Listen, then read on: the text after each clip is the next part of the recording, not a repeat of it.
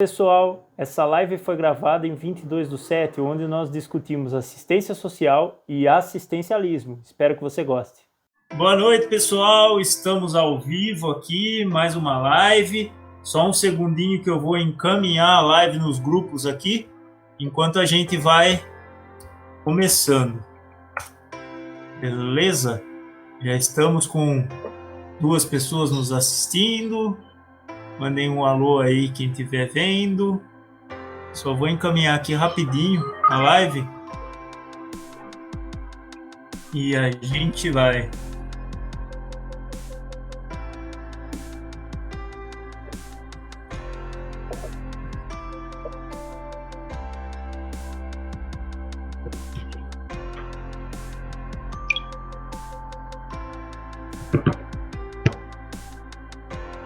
Dá um tempinho para o pessoal ir entrando.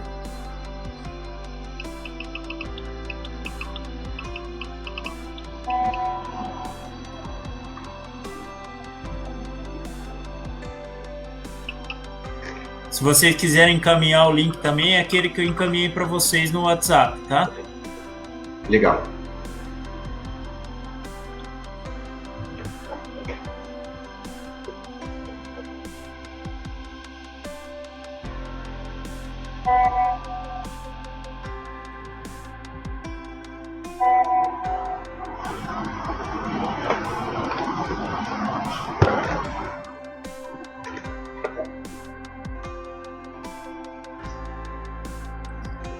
Boa noite, Maica.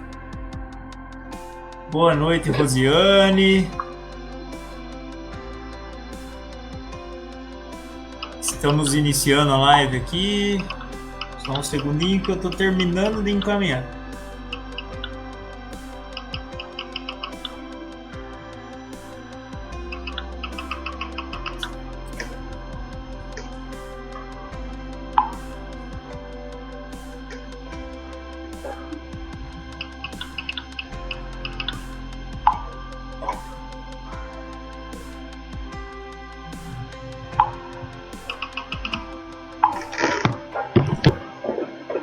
E, gente, vamos lá então. Pessoal, boa noite para todos. Agora vamos iniciar a live. Já estamos a 2 minutos no ar. Quero agradecer muito. Até vocês vão achar um pouco estranho aqui como a gente está na tela, né? Porque no card a gente estava divulgando que a Érica Pilon Campos ia participar e a gente está com o Dan aqui. Agradeço muito o Dan, que veio fazer um socorro de última hora. Só para comentar o que aconteceu. A Érica não estava passando bem hoje, né? Infelizmente. E aí ela não ia poder participar da live exatamente por conta disso. E aí o Dan topou de última hora e dar uma força para nós. O Dan também, que estava junto com a Érica aí na coordenação desse projeto lindo aí em Serra Negra, né? Dan, se você pudesse apresentar para o pessoal. Bom, boa noite, gente. Primeiramente, quero agradecer o convite, Cássio. E aí eu tô aqui representando a Érica. Ela me passou algumas coisas também que a gente acabou se conversando para poder estar passando para vocês aqui na live. E esse projeto a gente se iniciou, inclusive foi até um pouco antes do pessoal da prefeitura, né, que também teve uma ação, mas a gente acabou começando um pouquinho antes deles.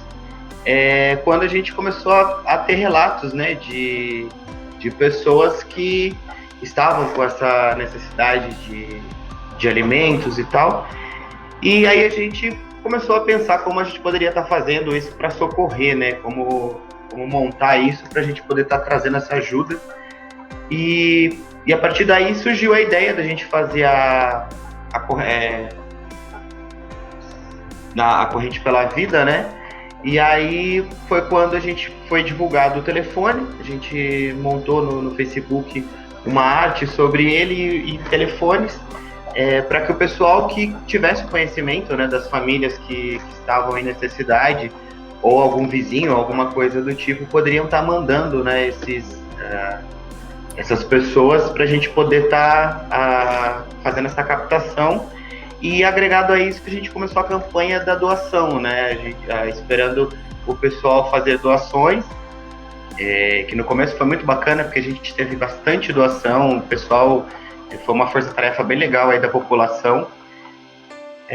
Porém, conforme foi passando o tempo, né, as doações acabaram dando uma diminuída, e a gente acabou agregando esse projeto com uma ajuda do pessoal da assistência social, onde a gente acabou, pela falta de doações, né, e consequentemente a gente não estava conseguindo montar cestas para poder fazer as entregas, a gente repassou esses contatos que estavam entrando para o pessoal da assistência, para que eles fizessem esse cadastramento das pessoas e o mapeamento delas, né? E foi bem bacana porque foi uma cesta bem legal que a gente conseguiu montar, que foi não só os alimentos, mas a gente conseguiu fazer um kit de limpeza e um kit de higiene também.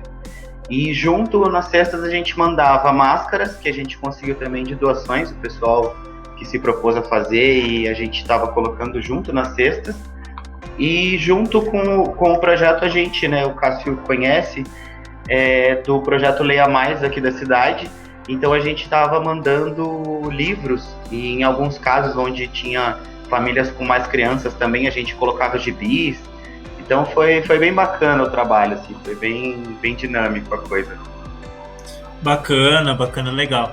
E a gente tá aqui também com o João Godoy, que o João é lá da Secretaria de... Até esqueci o nome, desculpa, João, de novo, mas aí você pode explicar para nós como que é que funciona, né? E que, na verdade, assim, a ideia hoje era trazer um projeto de solidariedade em parceria com o poder público, né? E o poder público, mostrando que o poder público faz um trabalho sério a respeito de assistência social, né? E o que é assistência social? Que às vezes as pessoas acham que assistência social é a pessoa chega lá, consegue uma assistência e fica a vida inteira recebendo uma assistência, né? Então é importante a gente poder explicar isso, mostrar como a assistência social faz essa promoção, né? Enfim. E aí, João, se você pudesse apresentar para o pessoal. Legal. Boa noite a todos. Boa noite, Cássio, Danilo. Agradeço ao Cássio pelo convite. Bom, antes de eu me apresentar também, eu acho muito legal a iniciativa de estamos em cidades próximas, né, aqui do circuito, né, Pedreira, Serra Negra e Amparo. Eu estou no poder público, vocês na sociedade civil. Então, eu acho muito legal essa iniciativa, que as pessoas façam mais iniciativas desse tipo, que a gente tem muito diálogo em nível nacional, estadual e pouco regional. Eu entendo dessa forma. Então, é muito importante essas iniciativas, por isso eu topei estar aqui com vocês, e é um prazer.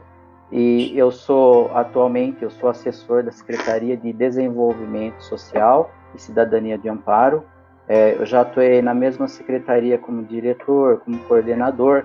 Também atuei como coordenador de OSC, que é a Organização da Sociedade Civil, que são as conhecidas entidades de assistência social. Então, eu estou com uma experiência de 8 anos nessa área. Sou formado em administração. Estou estudando serviço social também, e tenho especialização em gestão. Então, eu atuo na área de gestão da assistência social. Sempre atuei na área de gestão. E então, é isso que você falou, né? A questão da assistência social, a gente mostrar para a população o que é assistência social, né? Que o tema aqui está colocado assistência social e assistencialismo. Assistência social é uma política pública, tá? Que está na Constituição Federal, ela foi estabelecida na Constituição, depois foi regulamentada pela Lei Orgânica da Assistência Social, e depois veio a Política Nacional de Assistência Social, tem o Fundo Nacional de Assistência. Então, ele é um sistema que a gente chama de SUAS, Sistema Único de Assistência Social. É um modelo importado do SUS, que ele chegou antes. E a assistência, ela pegou para valer mesmo no Brasil após os anos 2000, dessa forma como política pública. O serviço social existe desde a década de 30. E vemos aí, né? O Brasil tem mais de 500 anos, né? E como foi feito né, anteriormente, né? Se a política é bem recente. Então, a política ela é continuada, ela procura o objetivo da autonomia, a matriz é a família, é a emancipação do cidadão, defesa de direitos.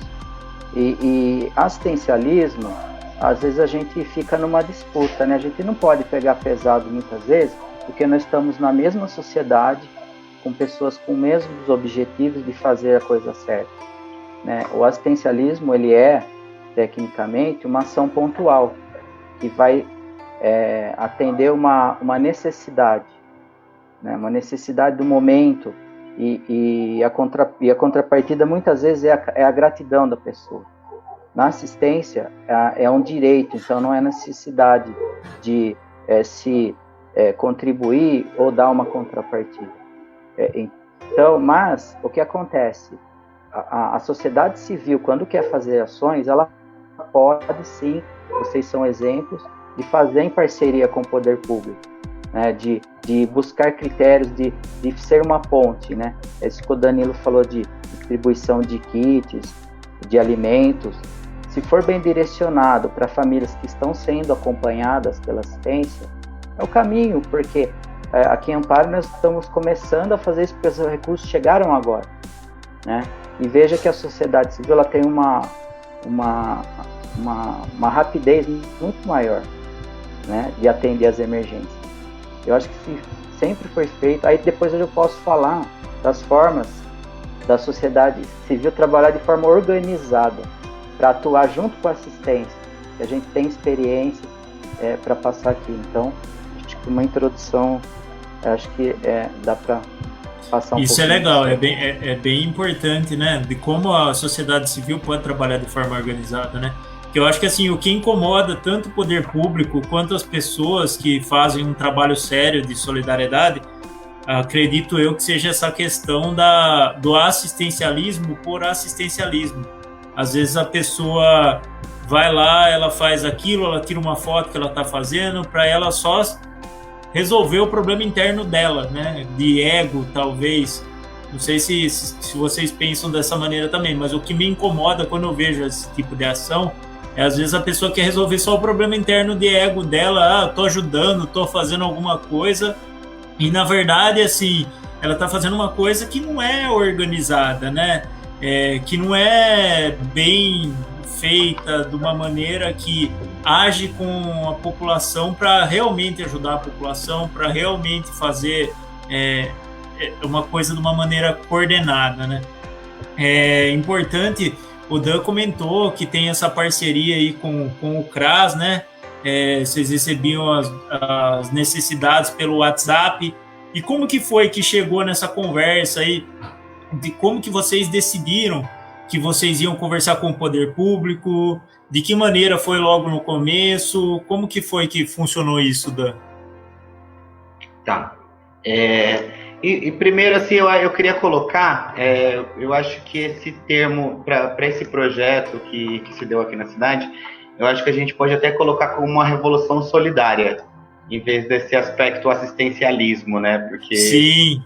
A coisa tomou proporções, assim, bem grandes. E na verdade, esse contato, ele de início, ele não se deu com relação ao pessoal da assistência.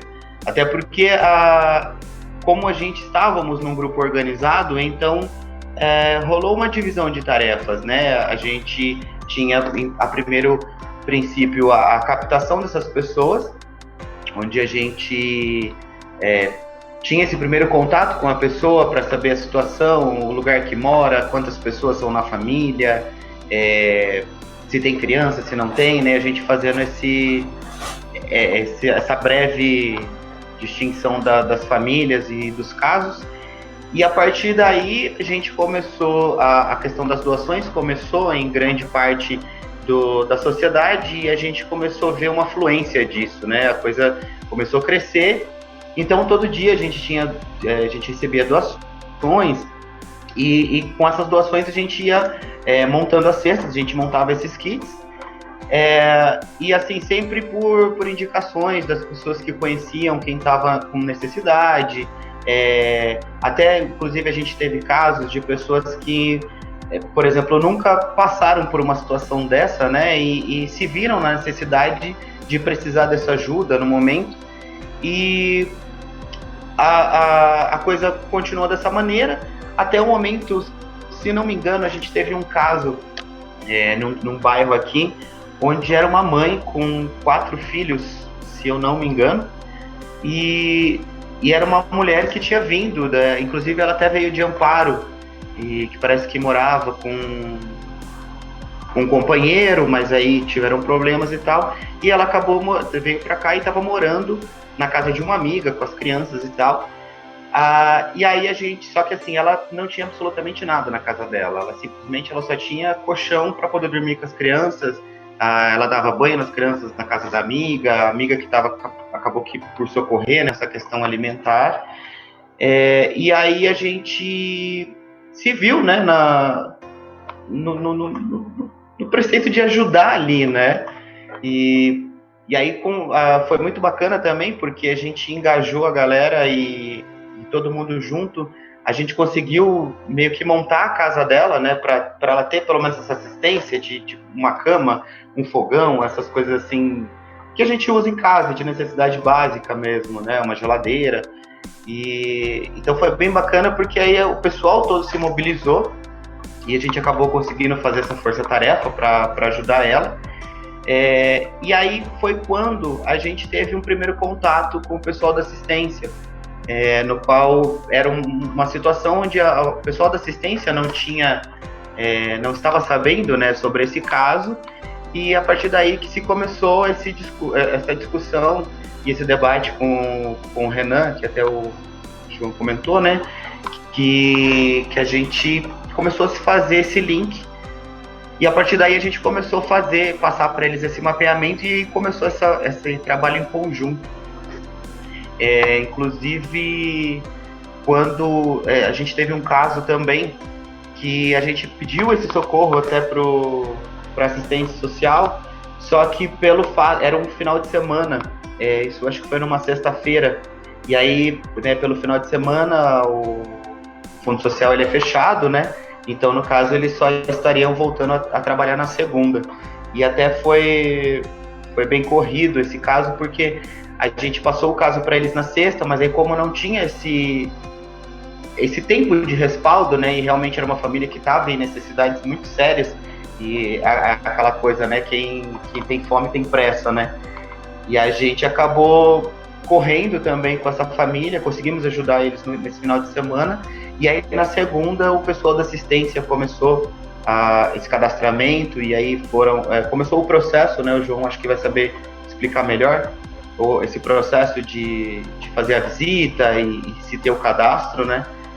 E eu acho que assim foi bem bacana, porque a coisa fluiu de maneira bem bonita, sabe? Que nem o Cássio falou, né? A gente sabe que tem muitos que doam para massagear o ego, né? Mas ali a gente foi uma questão de vamos socorrer os nossos, né? Vamos socorrer o pessoal da nossa classe, né, digamos assim, porque todo mundo se viu em desespero, né, digamos assim, nessa questão da pandemia, porque é uma situação que, acho que pela primeira vez na história, a população toda está se vendo numa situação assim, essa questão do emprego, então é uma série de fatores, né, e acabou que foi bem bacana, o projeto seguiu muito bem, e aí, conforme foi passando o tempo, é claro, né, que por a gente depender da sociedade civil, não se teve uma certa constância a longo prazo dessa questão de doações.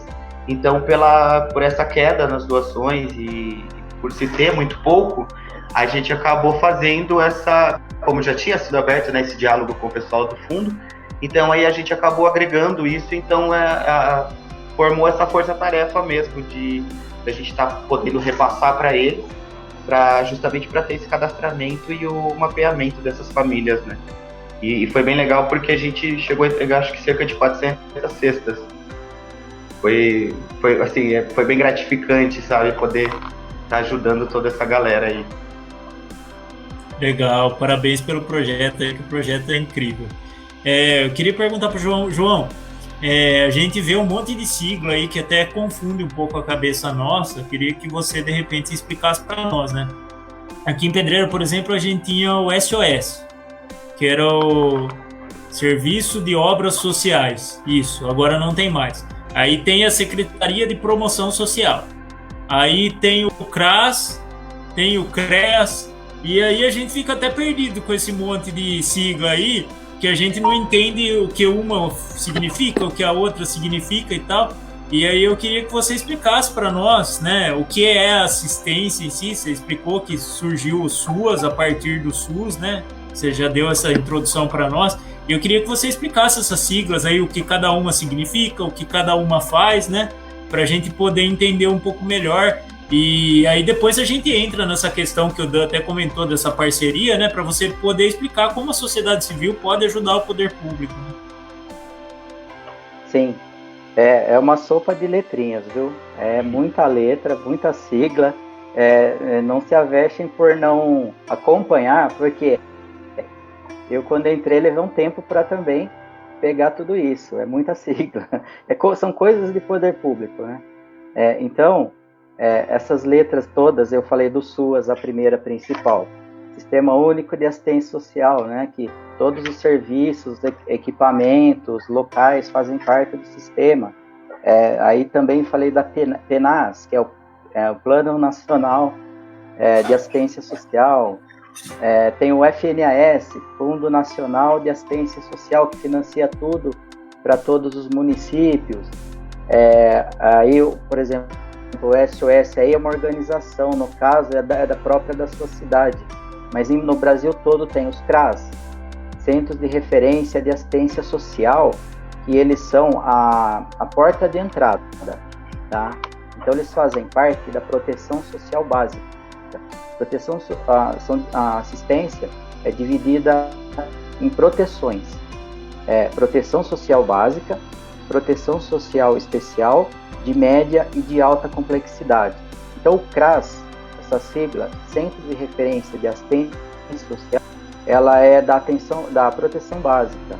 Ela serve como para prevenir, detectar as pessoas em situação, famílias em situação de vulnerabilidade e risco social, incluir no CAD único, né, do Bolsa Família, os cadastros de programas do governo federal. O estadual também já usa o CAD único, o município também usa a base. Então, cadastrar, incluir no serviços do CRAS, tem o PAIF, que é o P de programa, mas na verdade ele é Serviço de Atenção Integral à Família, e tem o SCFV, Serviço de Convivência e Fortalecimento de Vínculos, as famosas oficinas, normalmente, pessoal. Então, mas é assim, eles tá dessa forma para poder organizar o serviço, tá? Para ser um sistema mesmo. Aí vem a proteção social especial, primeiro de média complexidade, e onde que executa? Nos CREAS, que aí aumenta uma letra. Centro de Referência Especializado de Assistência Social. Eles já tratam, já cuidam das pessoas que já tiveram os direitos violados, né? Então, o poder público, a sociedade não conseguiu prevenir que essa pessoa em situação de vulnerabilidade venha ter um direito violado, acabou violando, que é o pessoal, atendimento a pessoal em situação de rua, atendimento a pessoas vítimas de violência, crianças, adolescentes, mulheres, idosos, pessoas com deficiência. Dentro do CREAS também tem a medida socioeducativa, que é em parceria com a Justiça, que ela encaminha os adolescentes em conflito com a lei, que são feitos trabalho psicossocial com eles. Então, e tem a alta complexidade, que são os abrigos, os acolhimentos para pessoas em situação de rua, para idosos. Então, é uma forma de abraçar todos os públicos, né, de organizar o serviço, e todos obedecem à tipificação nacional de serviço. Tá? Parece ser muito burocrático, mas necessita.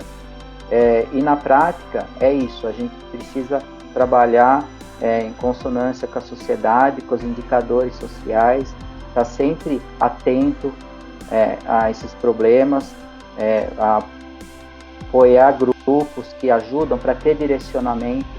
Então, com certeza, o Danilo não é essas pessoas que querem fazer por vaidade, deu para perceber, nem o grupo dele, porque são pessoas que se preocupam com a causa, com a questão social. Então, e hoje, as organizações da sociedade civil, elas estão na lei orgânica da assistência como membro da rede. Porém, aí ela tem que estar registrada, ela precisa existir como uma entidade, daí vai ter que ter um corpo técnico, mas é assim que começa, hein, Danilo? Você, olha lá, vamos, os jovens precisam muito entrar. As organizações não estão se renovando, tá? Isso é grave, é muito grave no Brasil todo. As organizações estão com os mesmos diretores há muitos anos e não está renovando. Onde estão os jovens, tá? Então, em vez de ações pontuais, vamos fazer ações organizadas, né? Isso que vocês estão fazendo organizado, esse o caminho.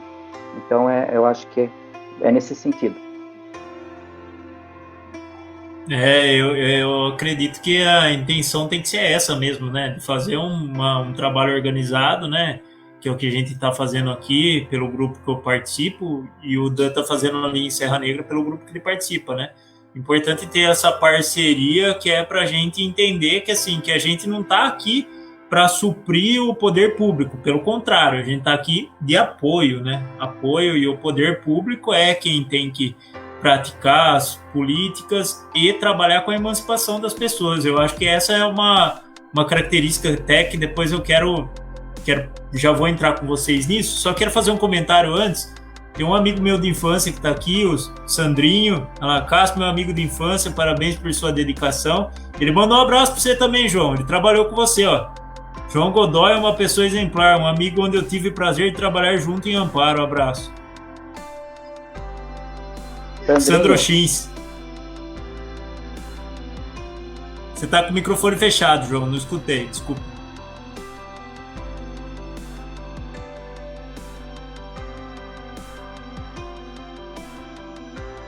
Ele não tá conseguindo abrir o microfone agora. Já ele fala.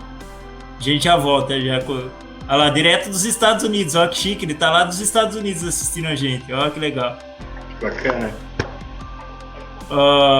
A marca tá falando assim, precisa realmente de renovação, João, exatamente, mas eu acho que assim, que falta um pouco de ter essa prática, né, de conversa, né, é importante isso que a gente tá fazendo hoje, tendo essa prática de conversa, as pessoas entendem como podem ajudar, né, e eu acredito que aconteça de não ter essa renovação exatamente por isso, porque falta essa proximidade para lidar com essas situações, né.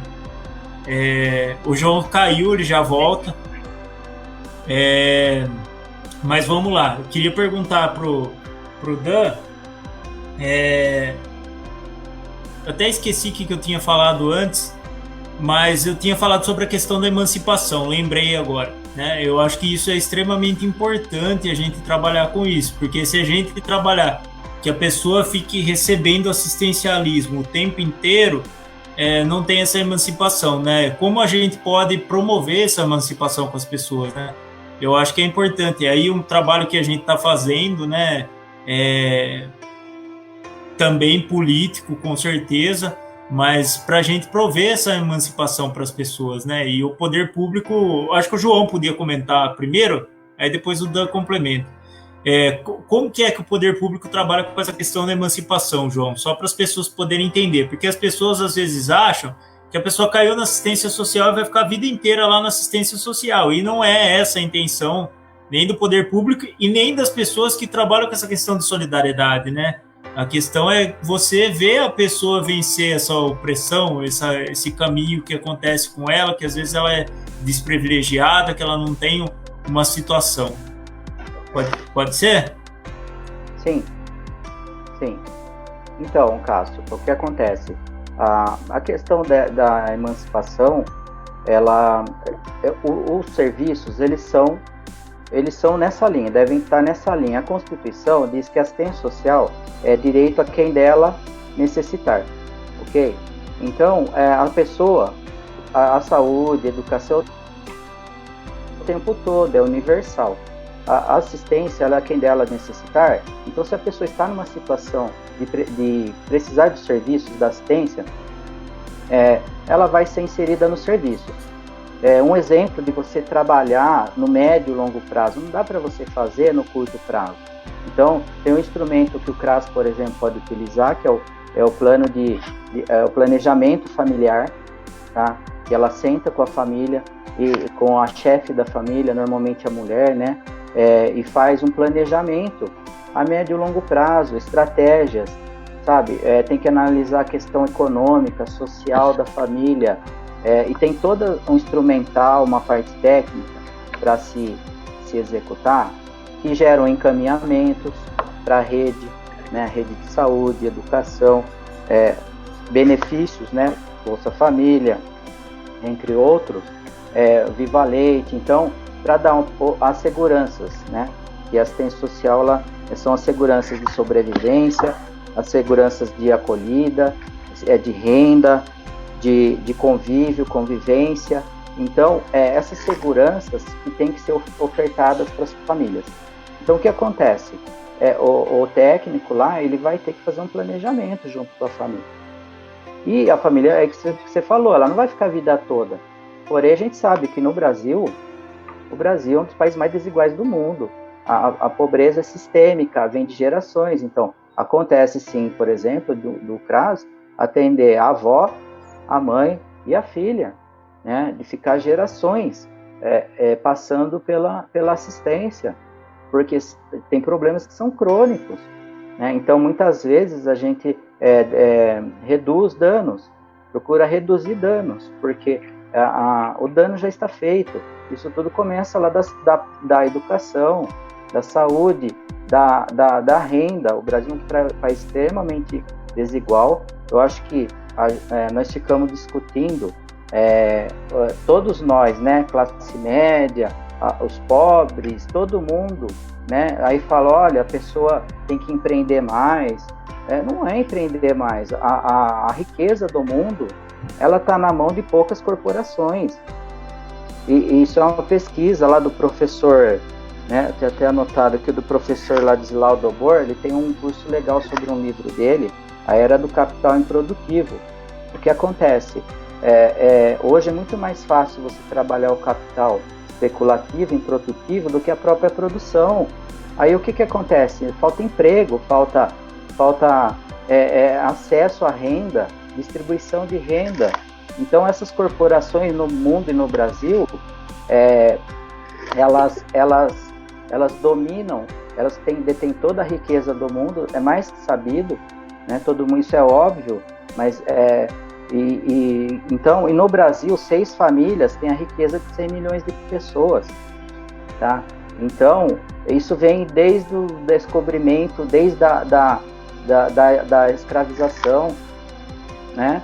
Então, hoje, o que a gente faz é uma tarefa extremamente difícil, porque a inclusão social ela tem limites quando a sociedade é muito desigual. Então, eu acho que a gente tem que, como sociedade, ao invés de ficar pensando só no serviço, no dia a dia, no que fazer, a gente tem que começar a ter movimentos. Então, se for a forma de participar, de movimentos, defesa de direitos. Olha, tem um problema de habitação na minha cidade, não tem um movimento pró-moradia. E o mercado imobiliário, ele faz o que quer. Então, e onde estão as pessoas para defender o direito? Você pode ter casa própria e defender o direito das pessoas que não têm moradia, né, que comprometem mais de 1/3 da renda com aluguel. Isso, estou dando exemplo de Amparo, é extremamente grave esse problema, um dos maiores índices do estado de São Paulo, a questão do aluguel. Então, mas não estou falando que é problema de um governo ou de outro, é da sociedade brasileira, dessa exploração. Então, a pessoa vai comprar um fogão na casa, vou falar do nome da loja, nessas redes enormes de loja, que está na Bolsa de Valores e tal, um fogão, a fábrica entrega a loja R$200, a pessoa tem que pagar 400 à vista. Mas essas famílias, quando elas têm R$400 para pagar à vista, elas parcelam, vai para 800. Então, o que acontece? Tem atravessador no meio, que são o quê? Bancos financeiros dessas próprias aglomerações. Então, esse maior parte de capital, ele não gera emprego, ele não distribui a renda corretamente, vai enriquecendo poucas pessoas. Então, eu acho que era um parêntese para a gente ter um olhar mais amplo. Isso que você falou também de como as pessoas participar, acho que alguém falou no comentário, de como participar, é a participação social, entrar nos conselhos, procurar os conselhos que tem no município. Se não tem, provoca que se faça, porque muitos estão estabelecidos por lei, né? Então, os municípios têm que ter, por lei, Conselho de Meio Ambiente, Conselho de Educação, Conselho de Saúde, Conselho de Assistência da Criança e Adolescente, do Idoso, e os ministérios públicos cobram do funcionamento. E se tem alguém no conselho que é simplesmente tá lá só para cumprir tabela, vai falar, olha, nós funcionamos. Então, eu acho que a sociedade, as pessoas, né, como o Danilo, né, como a Érica, que não está aqui hoje, eu acho que são caminhos de participar e de atuar nas causas sociais sem estar no governo, né, e provocar isso, né, porque a maioria hoje das leis de direitos, por exemplo, da criança, do idoso, da pessoa com deficiência, diz, é dever sempre do Estado, da sociedade e da família, né, cuidar desses públicos. Então, gente, eu acho que a sociedade está aí, vocês, o governo está aqui, eu sou sociedade quando não vou estar mais no governo. Então, eu acho que eu participo de conselho, em 2006 eu participava do Conselho de Habitação, eu participei da elaboração do plano diretor. Então, eu não estou aqui por acaso hoje. Então, isso a gente vai construindo, né, para chegar num cargo de gestão, de liderança, e mesmo assim a gente tem muito entrave, muito problema, que não vem só simplesmente ou da burocracia, ou do profissionalismo, né, vem da sociedade brasileira. Então nós temos que ter essa visão. Importante esse parênteses que você fez, né, João? Da questão da desigualdade social, que o Brasil ali está junto com Abu Dhabi ali uma das maiores desigualdades sociais do mundo, né? E você ter tocado sobre essa questão da escravidão também é uma situação muito importante, porque quando existe o mito da democracia racial no Brasil, né? Que os povos se misturaram e continuaram, mas na verdade, assim, a partir do momento que acabou a escravidão, o povo negro foi jogado à margem da sociedade, sem direito a nada, né? Então é uma questão extremamente grave, extremamente importante, porque quando a gente fala de emancipação, como você falou, várias famílias aí, várias gerações demorando para se emancipar, que é exatamente por essa questão de você não ter um trabalho em cima disso, né? E aí já queria entrar já com o Dan para ele comentar um pouco sobre isso e até falar sobre essa questão da participação popular que o João comentou, que é extremamente importante, né? O Dan, por exemplo, faz parte do Conselho de Cultura de Serra Negra, né? E aí eu acho que era legal ele comentar um pouco sobre essa experiência do Conselho, né? Aqui em Pedreira a gente está numa movimentação para também as pessoas se inserirem no Conselho, as pessoas que participam assim, no nosso entorno, porque a gente acha muito importante essa questão da participação popular. Eu, por exemplo, estou participando da construção do plano de mobilidade urbana da cidade, né? Eu sou um representante da sociedade civil, que a gente está bem no meio do plano de mobilidade urbana. E enfim, aí vou jogar a bola para o Dan para ele comentar um pouco sobre isso. Bom, vamos lá então. Bom, a princípio, eu acho assim que quando a gente se fala de emancipação, é um termo até que meio complicado, porque a gente precisaria ter muitas coisas muito bem encaminhadas na nossa sociedade para a gente poder estar falando de emancipação, né? Como o João comentou, a gente tem inúmeras questões, né? A desigualdade, o problema da questão racial, o problema de recursos, essa distribuição bizarra entre os que comandam toda a fortuna do país e essa desigualdade absurda que a gente tem. Então eu acho que assim, a gente precisaria ter muitas melhoras para a gente poder começar a falar em emancipação, partindo desse princípio.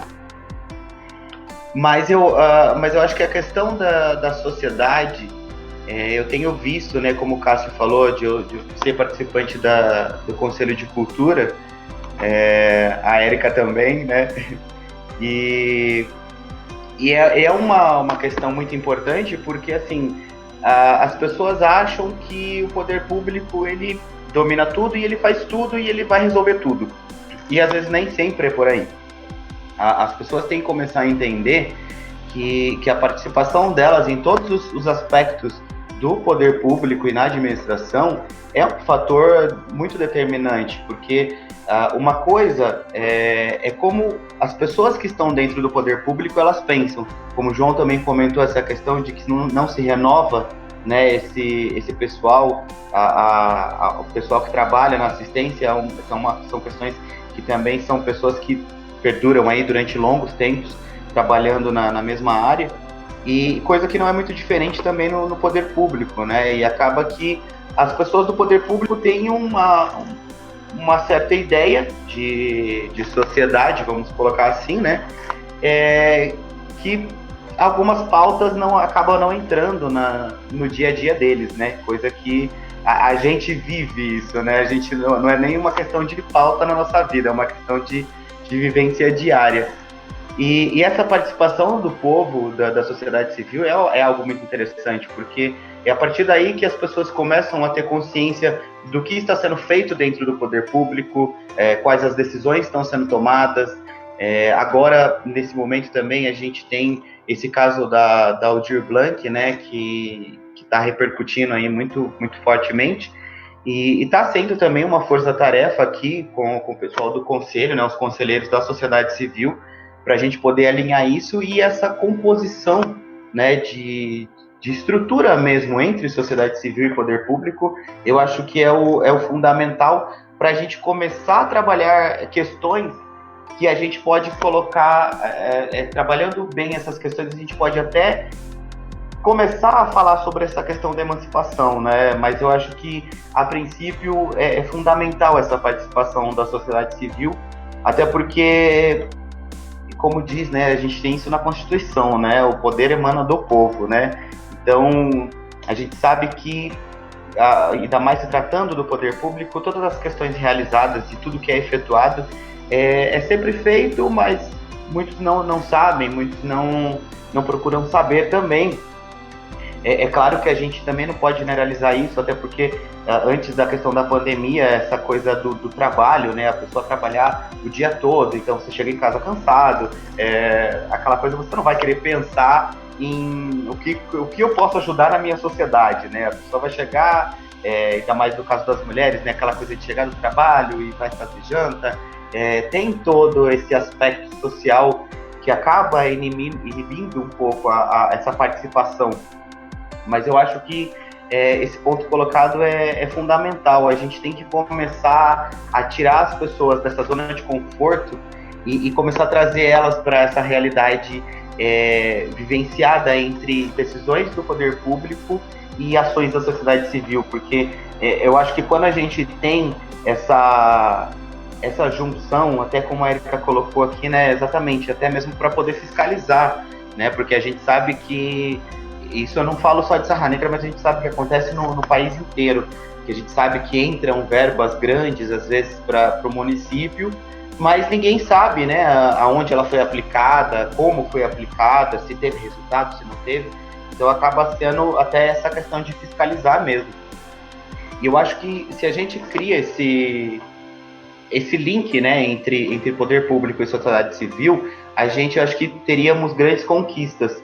Se a gente tivesse esse alinhamento, tanto dos dois lados, né? Eu digo na sociedade civil, quanto essa questão de se interessar mais pelas questões do seu município, da sua cidade, e essa questão do poder público de ser um pouco mais maleável nessa questão de ter esse acesso e trazer as pessoas da sociedade civil para compor esses aspectos, né? Como o João falou, essa questão dos conselhos é muito bacana, e que se tem essa força-tarefa, né? O que, infelizmente, hoje em dia a gente acaba vendo que tem essa separação um pouco a grosso modo, né? De sociedade continua sendo sociedade e o poder público faz o seu trabalho e a gente continua, né? Vida que segue. E aí não é bem por aí. Eu acho que essa questão da pandemia trouxe à tona. A gente sabe que a gente vive num país muito desigual, mas eu acho que a pandemia em si, ela trouxe isso muito fortemente à tona. Coisas que assim, problemas que eram ignorados, eu acho que veio com uma força muito extrema, no fato de que a gente não dá mais para ser ignorado essas coisas, né? A força com que esses problemas emergiram é o fato de que a gente não pode mais fechar os olhos para eles, né? A gente precisa procurar soluções e tentar resoluções mesmo para essas questões. Então eu acho que a princípio esse feeling entre poder público e sociedade civil seria uma questão fundamental. E eu queria até colocar aqui uma frase de uma socióloga argentina, Paula Sata, que é bem bacana. Ela fala, né, não queremos voltar à normalidade, porque essa normalidade já é demasiadamente injusta e desigual, racista e heteropatriarcal. E que é justamente isso, né? A gente chegou num ponto em que a gente não pode mais tolerar esse normal que a gente tinha, né? Porque é um normal muito injusto, né? Muito, muito desigual, muito racista. Então eu acho que a gente tem que começar a trabalhar de forma diferente e mudar essa questão desse novo normal, né? Que a gente... não é possível, né? Que as pessoas tenham essa consciência de que o normal é gente passando fome, é o negro sendo rechaçado todo dia, entendeu? Eu acho que não é o caminho desse novo normal. Eu acho que eu me prolonguei bastante aqui. Não, gente, aqui tá bem aberto, aqui a gente pode falar quanto a gente quiser à vontade, não tem tempo, não. Eu queria fazer um complemento só em cima disso, dessa questão da participação popular, porque a gente vê que é uma proteção até para o próprio poder público, né? Aqui, às vezes, a gente vai lá, cobra o prefeito de tal coisa. Prefeito, por que você não consultou a população a respeito disso? Fala, mas vou ter que consultar para tudo. Ele virou e falou isso. Eu falei, prefeito, pensa pelo lado positivo. Se você consultar a população e você fizer de uma maneira que é boa, tanto para a população, quanto o que você estava pensando em fazer e conseguir aglomerar isso, vai ficar todo mundo contente. Todo mundo sai ganhando, né? Todo mundo sai ganhando. Ele sai ganhando porque ele tem o respaldo, ele consultou a população e a população opinou sobre aquilo, né? Então é extremamente importante por conta disso.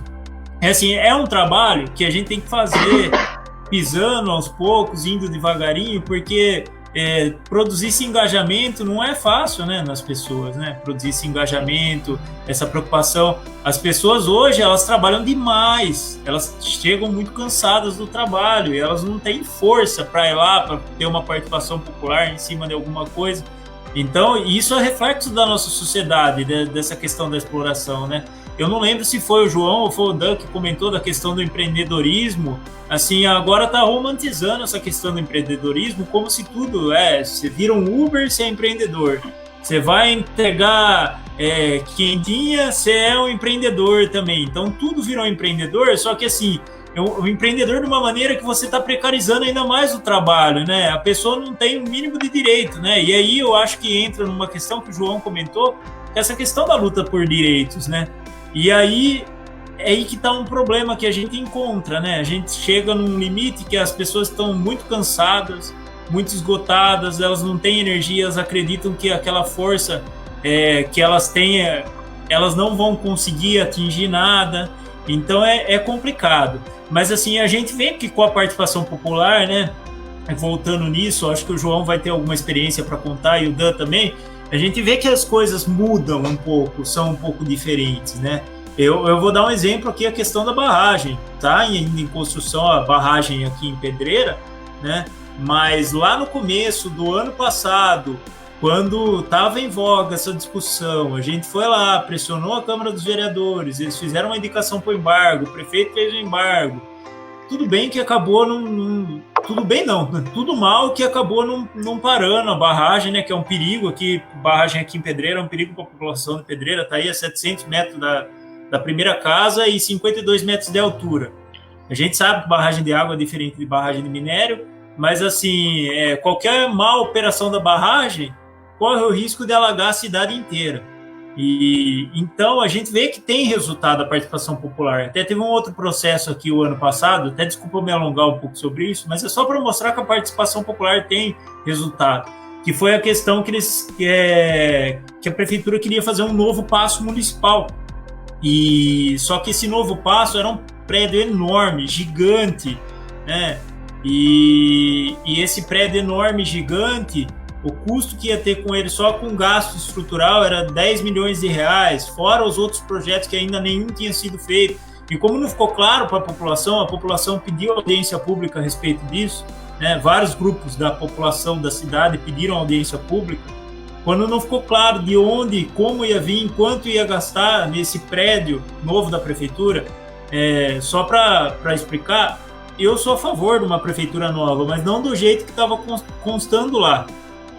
A população, com essa pressão que fez, a prefeitura, os vereadores acabaram votando contra o empréstimo e aí não teve a construção da prefeitura nova. Mas isso foi devido à participação popular. Então a gente vê vários casos aí que a participação popular move, né? E queria que vocês comentassem um pouco sobre isso, João, como é a experiência dele aí, como pode ter essa interação entre o poder público e a sociedade civil, como a gente pode tentar conseguir essa participação popular um pouco melhor das pessoas. O que você pensa sobre isso, João?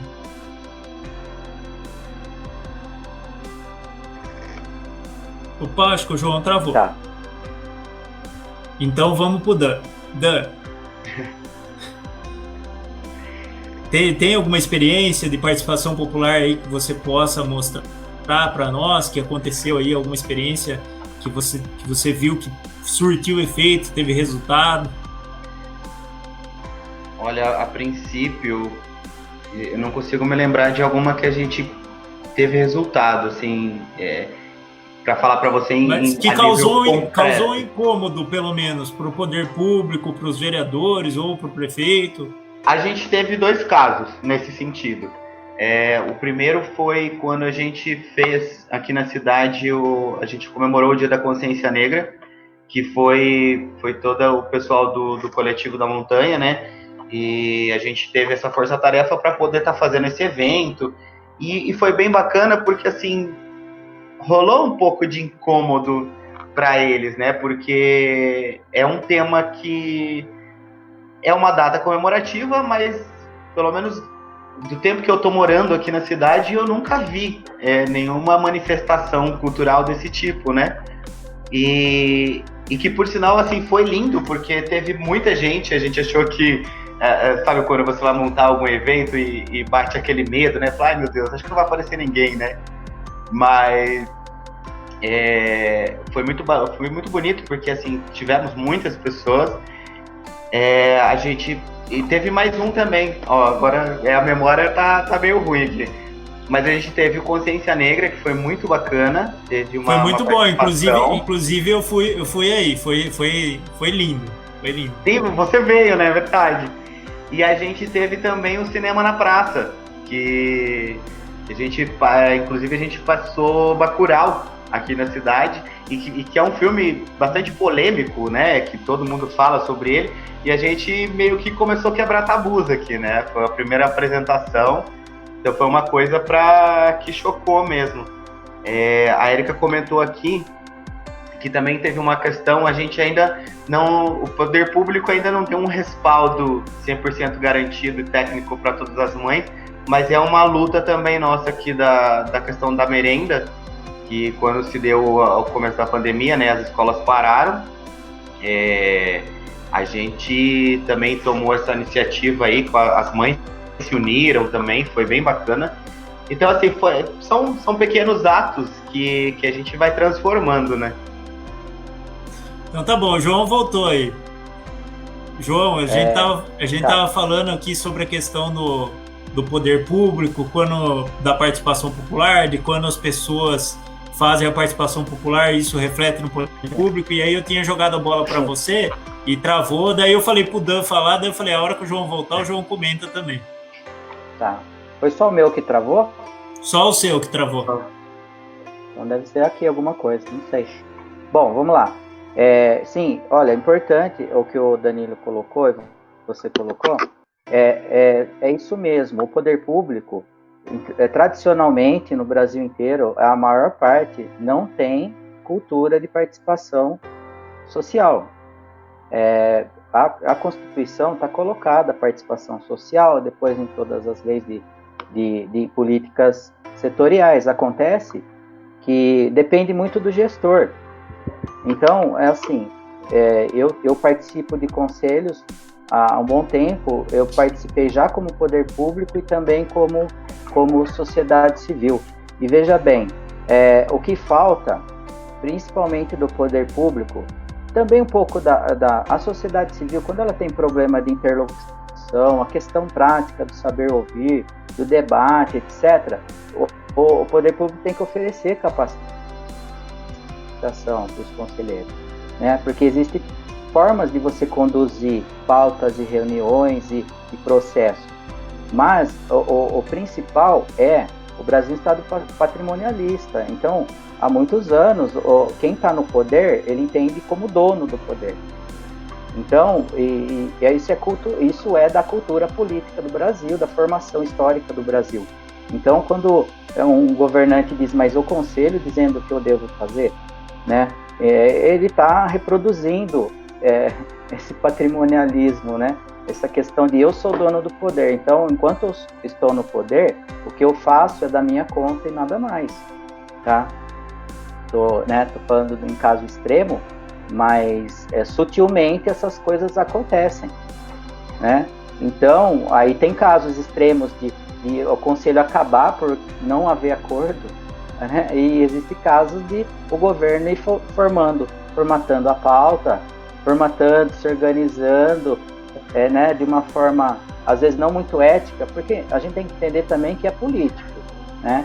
É uma questão política, então envolve negociação, envolve diálogo, mas tem que ser justo, tem que ser paritário, tem que a pauta ser divulgada, né? Os dados têm que ser abertos para ter a transparência, né? Como o Danilo falou, como você aprova um recurso, ou o Cássio falou, como você aprova um recurso, um montante que você nem sabe como que está sendo usado, foi passado rapidamente, não teve prazo para opinar, e aí o município precisa da aprovação do conselho, e a pauta acaba sendo empurrada.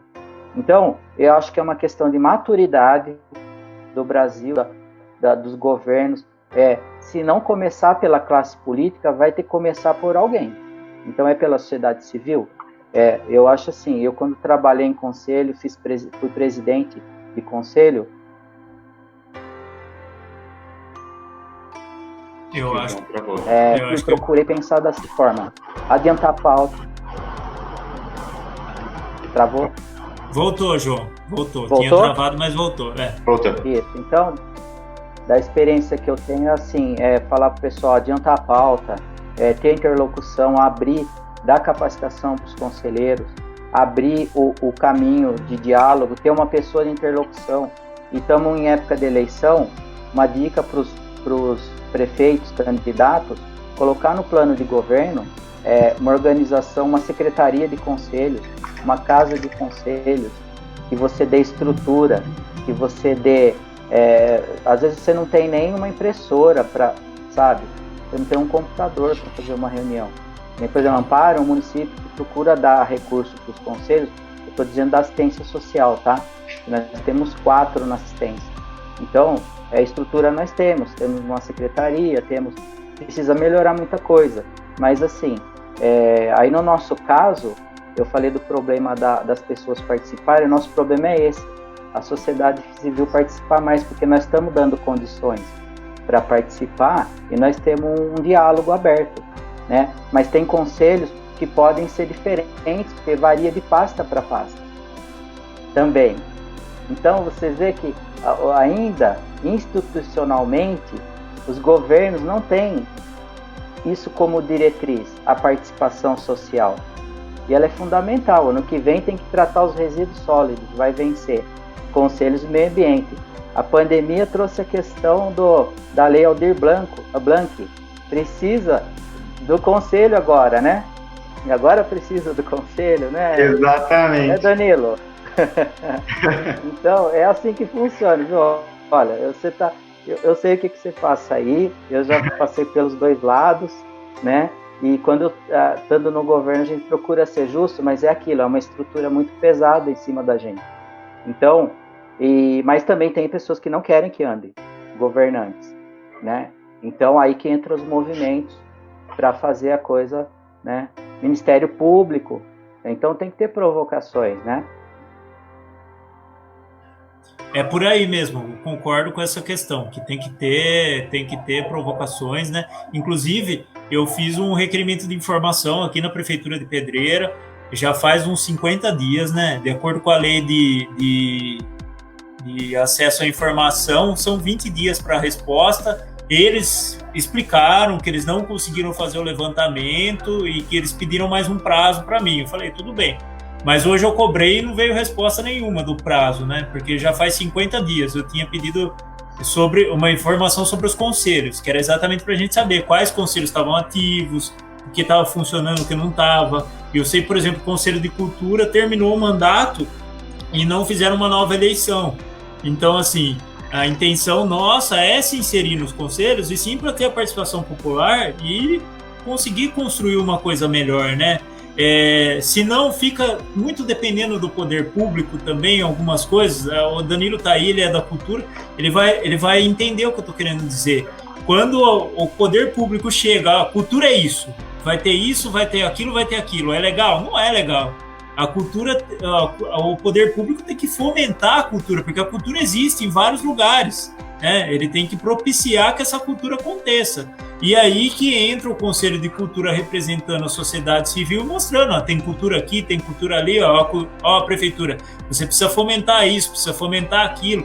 Então é uma questão que, assim, a participação popular é essencial para isso também, para que as coisas não venham de cima para baixo, as coisas venham de baixo para cima, e que tudo consiga andar de uma maneira melhor, né? Não sei se você quer comentar alguma coisa sobre isso, você que é da área da cultura. Eu queria só puxar um gancho nessa fala de vocês, que realmente eu acho que o que a gente acaba tendo esse entrave e acaba empacando, que como você colocou, é justamente essa questão de que quando a gente precisa de um acesso a uma informação, de uma questão de dados, a gente sempre empaca nessa questão do poder público, porque essa troca é uma coisa muito difícil, pelo menos assim, o Cássio creio que passa por isso aí também, e aqui eu sinto muito essa dificuldade.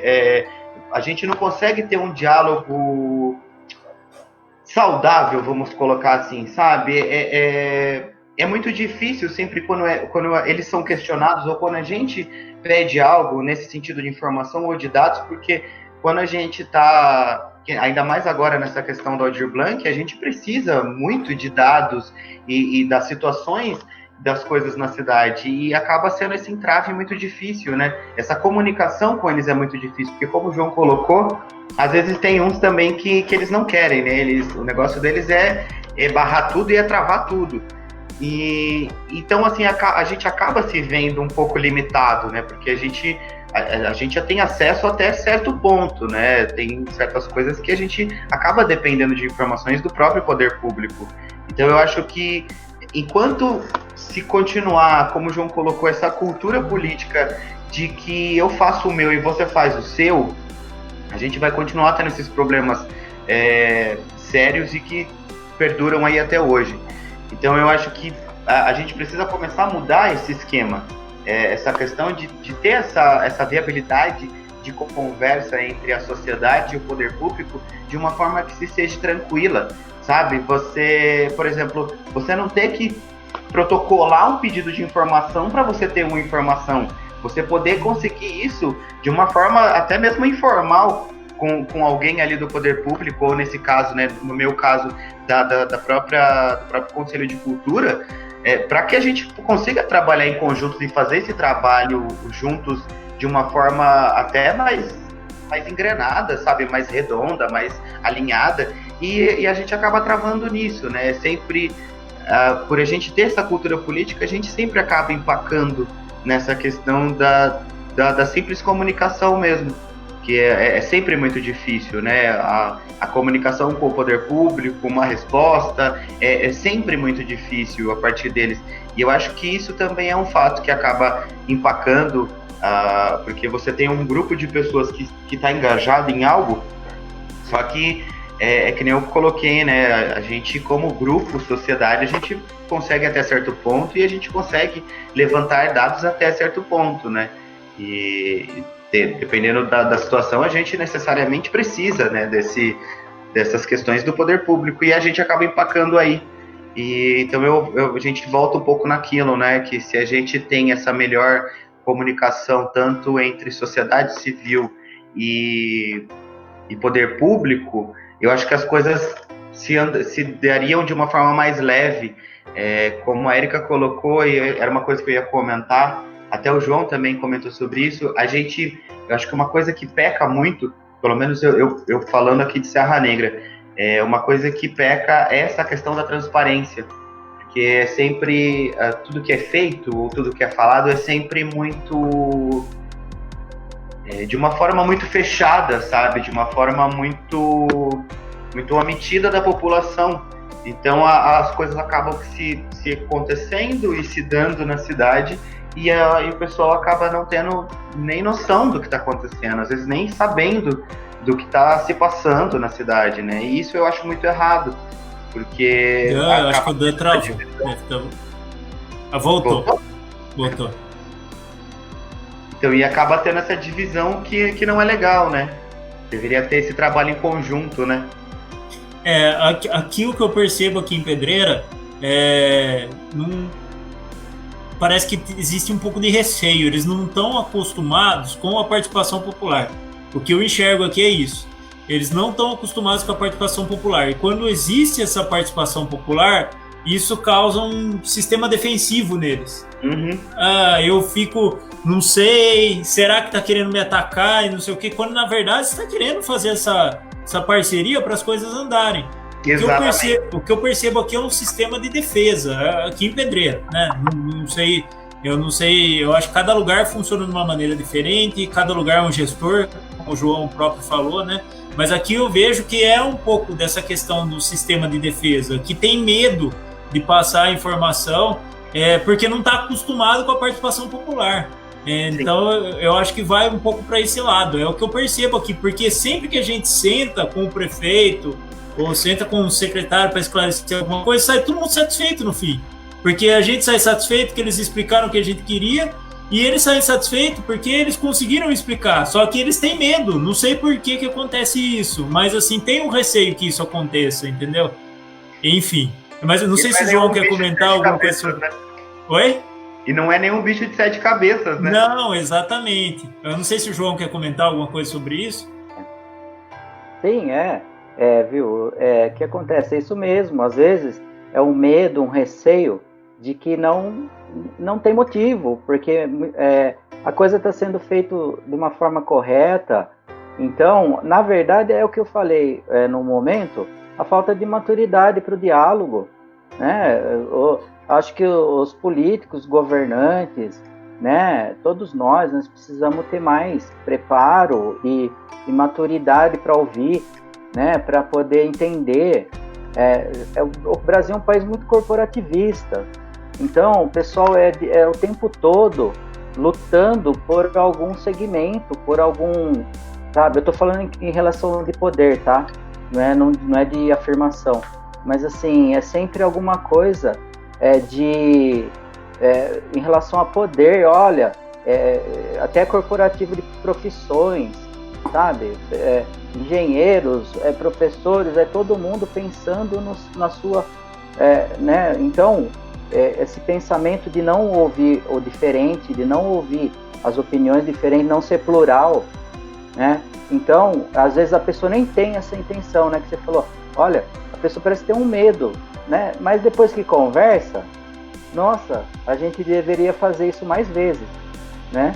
Então, eu acho que tem isso muito de questão de maturidade para o debate político. A política está nivelada por baixo, as pessoas com qualificação que têm essa intenção de democrática não estão entrando na política e não estão fazendo, disputando eleições, e acaba ficando que essa coisa oligárquica antiga se renovando, né? Então, eu acho que tem essas duas formas, e depende do gestor que abre as portas e abre para o debate, as coisas andam. Na assistência, a gente, assim, todas as grandes decisões da assistência e da criança e adolescente, que envolve muito recurso, todas as decisões, nenhuma passa pelo prefeito, por exemplo, para dar entendeu? Os conselheiros decidem, o que decidiu está decidido lá.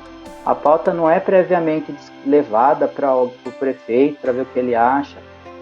Na assistência é assim que funciona, porque nós temos uma cultura já de 20 anos mais, vem de vários governos, não só desse, de manter isso, né? Agora, o problema, por exemplo, que a gente tem na assistência é que fica muito dominado pelas organizações sociais. Falta, por exemplo, a participação do usuário da política. Falta a participação de pessoas interessadas no assunto, tá? Então, a participação social é uma coisa que a gente tem que caminhar e andar. Acho que a partir do momento que a gente sentir que existe uma predisposição a ser ouvido, a entender que a sua opinião é importante, as pessoas acham que a opinião dela não é importante, porque é basicamente isso que acaba acontecendo, né? Existe aquele receio, aquela característica que eu mando e que eu faço desse jeito, que nunca ninguém falou para mim o que eu tinha que fazer, agora eu vou ter que ouvir o que eu tenho que fazer, né? E a gente tem que começar a construir isso de uma maneira diferente, porque sempre que a gente constrói um diálogo coletivo e isso é construído num consenso, a coisa sai muito melhor para todo mundo. É uma coisa que eu acho que é clara, né? E só para, antes da gente finalizar, né? É importante a questão da assistência social, né? Pelos vários projetos, né, João, que tem aí, são 14 programas, João? São 14 programas, né? Amparo, a gente tem os serviços públicos, né, que são feitos pelos CRAS 1, CRAS 2. Tá falhando? Aí. Tá indo. Falhou? Tá indo? Não, tá normal. Tá indo, tá. CRAS 1, CRAS 2. Tá ok. CRAS 1, CRAS 2, o CREAS, o Centro Dia do Idoso. Então, nós temos equipamentos e projetos públicos, serviços públicos, e tem em parceria com a rede. A rede são 14 entidades. E cada entidade, ela tem pelo menos 1, 2, até 3 projetos com o fundo da assistência, com o fundo da criança e adolescente, com o fundo do idoso, quem trabalha com o idoso. Então, o que acontece? Se for de uma forma em rede, eu acho que a assistência ela tem que atuar em rede. Esse é o grande desafio hoje da assistência social no município, atuar em rede, tá? E ter financiamento. Muitas vezes a assistência não tem poder de briga para disputar orçamento com outras políticas, com saúde, educação. Então é importante a defesa do orçamento, que tem um orçamento, porque o governo federal passa uma parte, o estadual uma pequena parte, então a maior parte do fundo municipal é recurso próprio. Então é importante trabalhar o financiamento, senão não se faz nada, né? Sem recurso, dinheiro não faz nada. E a gente trabalhou nos últimos 8 anos brigando mesmo por orçamento, sabe? Porque o que acontece? Isso é importante para quem participa.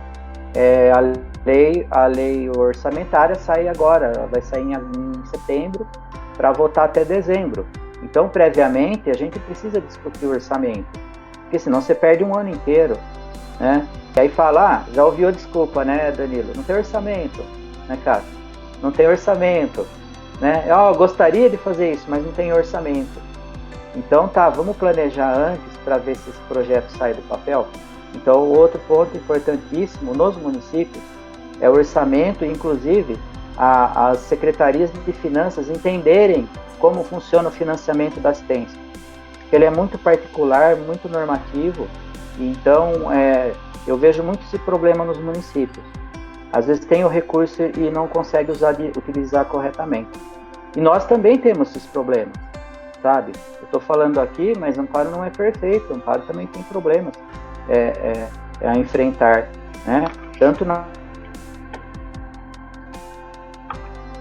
Opa, acho que travou. Quer se melhorar algumas coisas, né? Pontuar, tá com o sistema bem desenvolvido. Tá. Voltou? Voltou. Voltou? É o meu sistema aqui, depois eu vou ver o que aconteceu.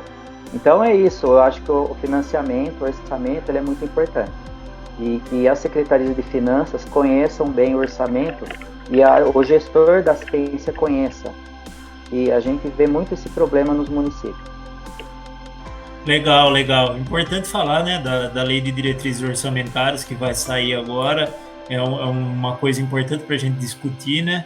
E outra coisa que a gente estava comentando aqui é sobre a questão da política, né? Porque sempre que se fala de política, grande parte da população se assusta um pouco com essa questão de política e acha que política é trabalhar para benefício próprio, ou é corrupção, ou é alguma coisa assim. E no nosso dia a dia, a gente sabe que tudo que vive no nosso dia a dia, tudo que acontece no nosso dia a dia é guiado por política, né? Então, as pessoas precisam entender um pouco melhor isso, e para entender que a discussão política não é uma discussão assim, quem vai ser corrupto, ou você entra na política uma coisa para ter benefício próprio. Então, é uma coisa assim que é importante a gente entender isso, porque isso é importante no nosso dia a dia, né? Por isso que a participação popular é importante, né?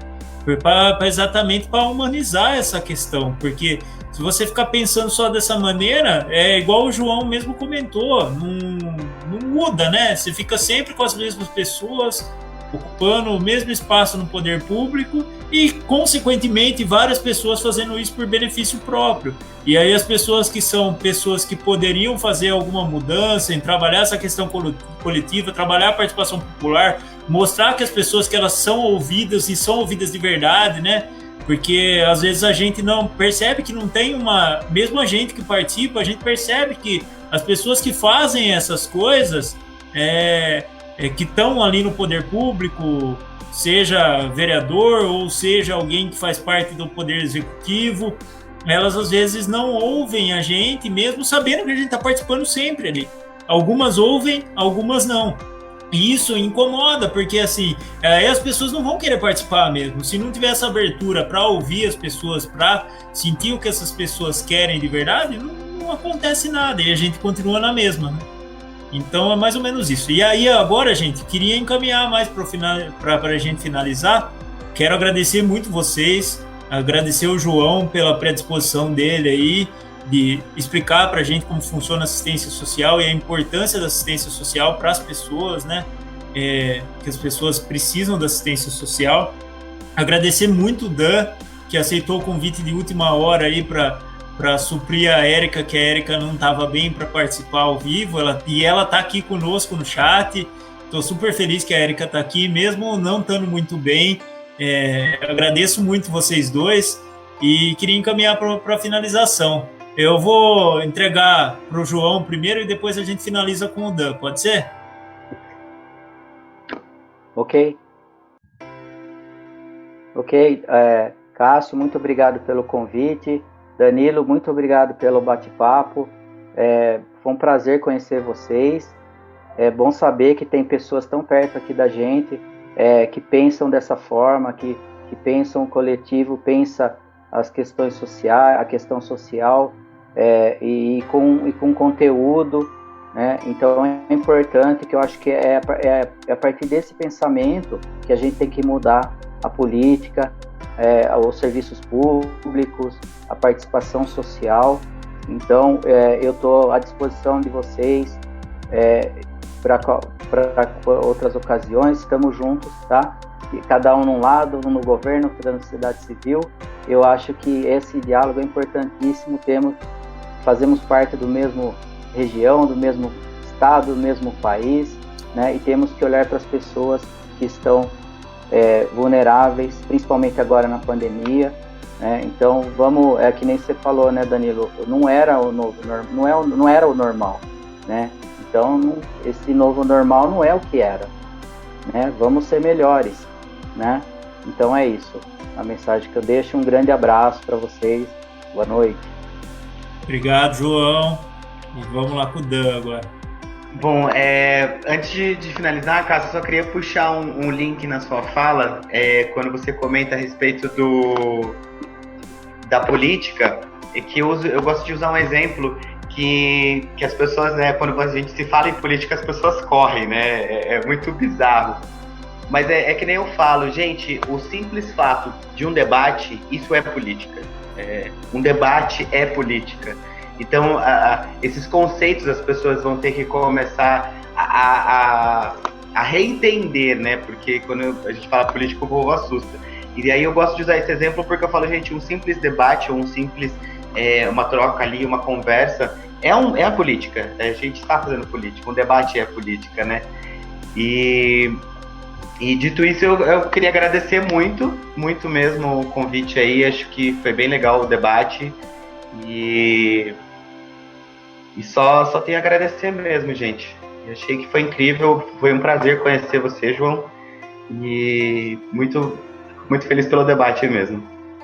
Eu agradeço muito, é exatamente isso que o Dan falou. Isso que a gente fez aqui hoje, essa conversa, esse bate-papo, isso é política. Exatamente. Entendeu? Exatamente. Então, assim, queria finalizar falando sobre isso e já queria finalizar também falando que segunda que vem teremos outra live aqui na página do Cássio, né?